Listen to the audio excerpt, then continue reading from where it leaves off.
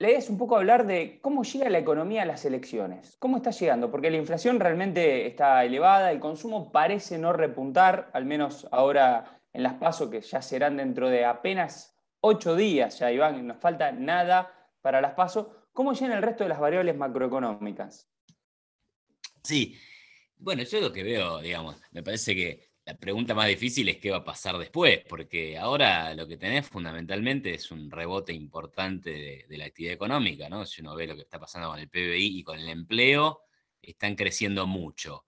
Ahora, el ministro de Economía dice que eso es producto de las grandes políticas públicas que hacen, pero la realidad es que nada que ver, es el resultado directo de ir corriendo las restricciones tan duras que hubo el año pasado y bueno, naturalmente la economía vuelve a un nivel por lo menos donde estaba, ¿no? Ahí vemos que por ahí la industria está un poquito por encima ya del 2019, lo que es una buena noticia, pero otros sectores están todavía muy atrás. Entonces, cuando vos te comparás contra el año pasado, tenés mucho más empleo.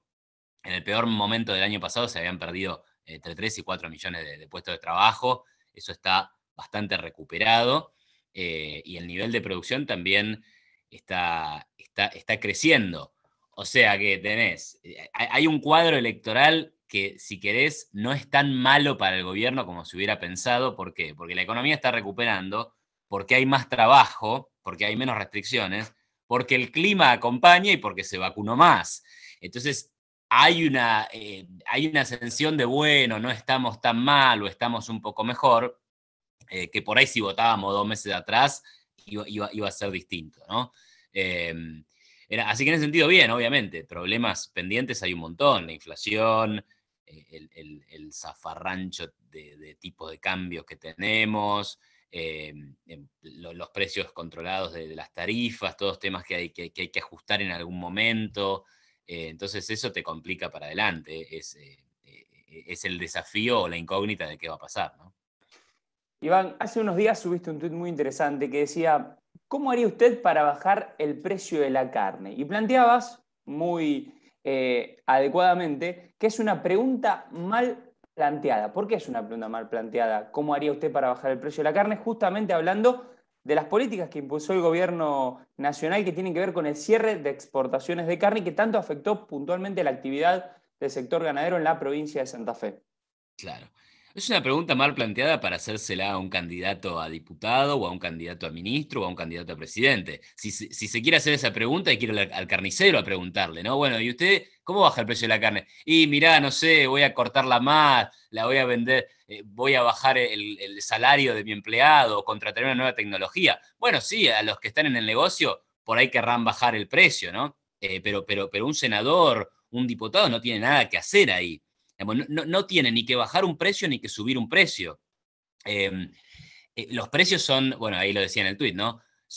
Primero que son acuerdos voluntarios. Nadie me puso una pistola en la cabeza para ir a comprar carne, ni nadie me puso una pistola en la cabeza para que no compre carne, ¿no? Digamos, eso es lo que tiene de fantástico el mercado. Voy al mercado si tengo ganas y si no, no. Elijo qué hacer con mi dinero, si compro carne, si compro pollo o si compro berenjenas, ¿viste?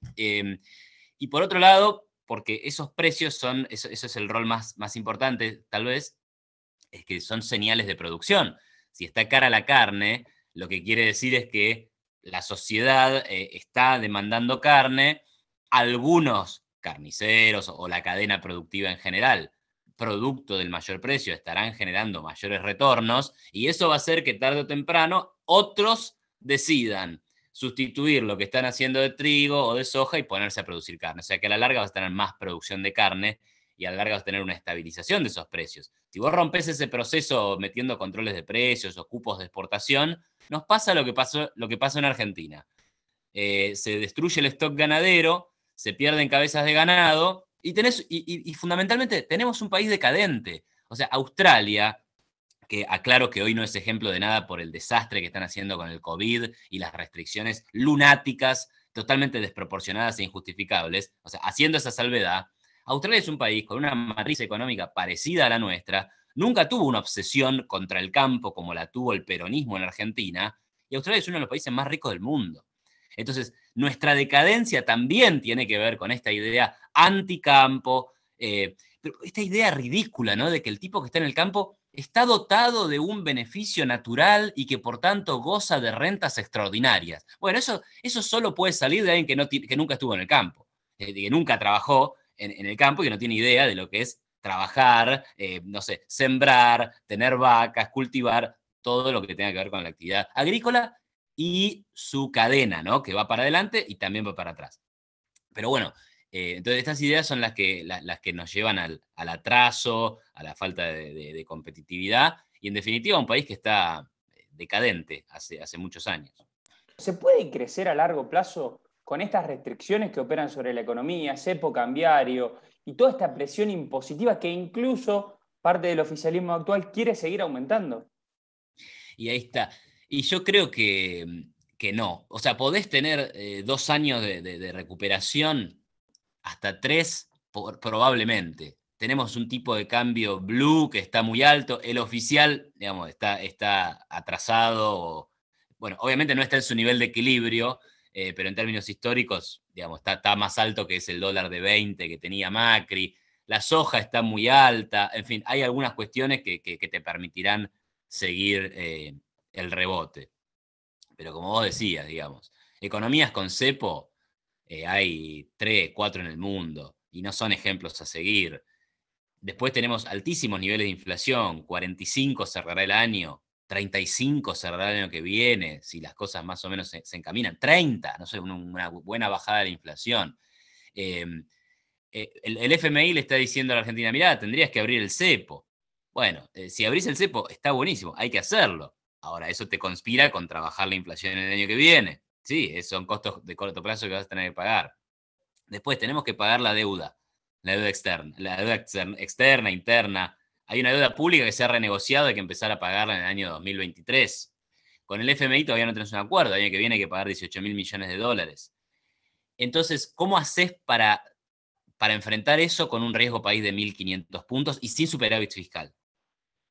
Entonces, en algún punto volvés a la situación de estrés financiero, porque no hay guita para pagar los vencimientos y no hay un riesgo país en donde vos puedas decir, bueno, no importa, salgo y renegocio, rollovereo, ¿no? Hago el rollover de la deuda.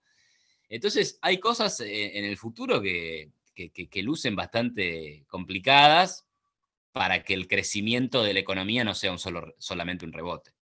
Iván, desde el gobierno se dice justamente que hubo una buena renegociación de la deuda, pero como bien señalaste, el riesgo país sigue en los 1.500 puntos, 1.600, va a ir lateralizando entre esos niveles. ¿No da la sensación que haya sido, con el diario del lunes, una buena reestructuración de la deuda justamente? ¿Por qué no lo fue? Sí, además, ¿qué es una buena reestructuración? Sí, aceptaron los acreedores en su mayoría, está bien, está bien. Había una situación también de pandemia, mejor que te paguen algo que no te paguen nada. Pero Argentina sigue, digamos, es un poroto más en la caja de los porotos del incumplimiento argentino. O sea, ¿cuántos años de default tiene la Argentina desde la Segunda Guerra Mundial? Creo que la mitad de los años pasamos en default.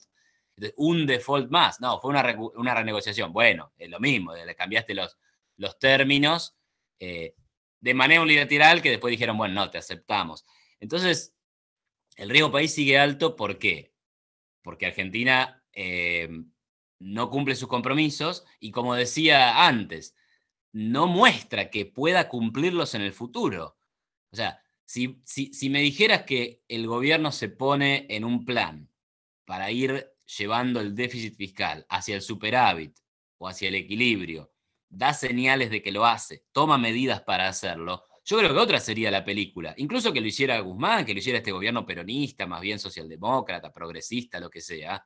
Eh, Ahí te bajaría el riesgo país. Si este gobierno dice, bueno, vamos a salir del cepo y el Banco Central dice, esta va a ser mi política monetaria, porque hace 2 años que no tenemos política monetaria. No existe la política monetaria. Hay un tipo que emite plata para cubrir el tesoro, nada más. Y después coloca el ELIX para sacar el dinero que inyectó. Y devalúa el tipo de cambio oficial menos que la inflación. No es eso una política monetaria. Entonces, a mí lo que me resulta interesante es que no hay mucho, no es mucho el esfuerzo que tiene que hacer el gobierno, ni siquiera le va a tomar muchos costos políticos. Es decir, bueno, vamos a ir a un equilibrio fiscal. Vamos a tener una política monetaria más dura y vamos a salir del cepo. 3 cosas. Yo no te estoy hablando, mira, ni de reforma laboral, ni de abrirte al comercio internacional, ni de hacerte una reforma impositiva que baje los impuestos a la producción, cosas que son todas deseables y necesarias, pero con hacer las 3 primeras que son más urgentes, esto te cambia la perspectiva. Ahí sí bajaría el riesgo país, empezaría a bajar la inflación y habría mejores perspectivas para el futuro y la economía seguiría creciendo a ritmos importantes, ¿no? Porque venimos del rebote.